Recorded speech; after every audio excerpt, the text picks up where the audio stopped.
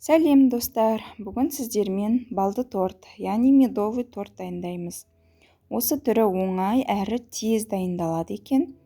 Қамыр илеудің де қажеті жоқ және оқтаумен жаймаймыз. Ең алдымен отқа ыдысымызды қойып, оған 3 қасық медті саламыз. Жақсылап араластырып, үстіне ас содасын салып, тағы да араластырамыз.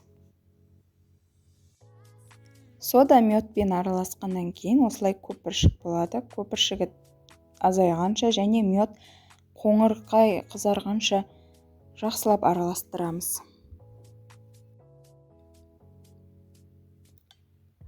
Ыдысқа 3 жұмыртқаны салып, шекер қосып, жақсылап араластырамыз.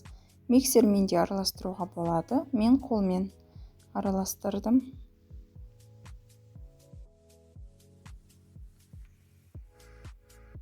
Үстіне еріген сары майды құямыз. Дайын болған медті құямыз. Оның үстінен ұн мен қопсытқышты салып, жақсылап біріккенше араластырамыз.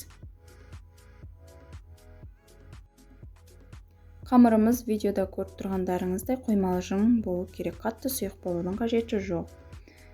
Дайын болған қамырымызды пергамент қағаздарға осылай құйып, жайып, духовкада қызып тұрған пеште пісіріп аламыз.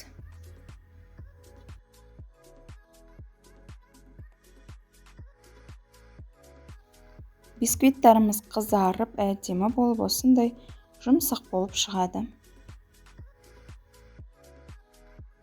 Енді кремін дайындаймыз. Мен кремге сметана мен сгущенканы жақсылап араластырып алдым.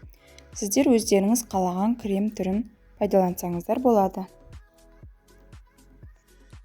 Қандай крем пайдалансаңыздар да, бұл бисквиттер кремді бойына бірден сіңіріп алады, ұзақ холодильникте сақтауды қажет етпейді.